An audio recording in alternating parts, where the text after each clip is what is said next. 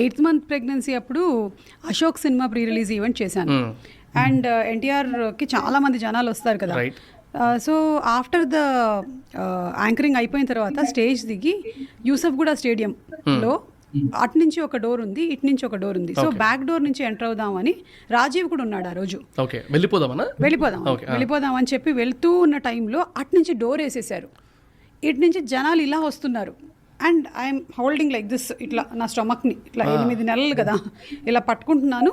And I'm almost going and getting crushed near the door.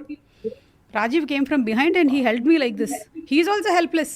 Door తీయండి అని గట్టిగా వస్తున్నాడు. ఇక్కడ నుంచి ఇలా వస్తున్నారు. ఇంకా మీరు సినిమాల్లో అయితే షార్ట్లు ఇటు కట్ చేస్తే అదొక పెద్ద ఇలా ఉంటుంది. So by the time they touched us, the door opened and ఇట్లా బయటికి వెళ్ళాను అనమాట. So that was one incident. ఇంత కష్టపడుతున్న యాంకర్స్ మాకైతే ఒక లైక్ అయితే వేయండి. అలాగే మా ఛానల్ని సబ్స్క్రైబ్ చేసుకోండి.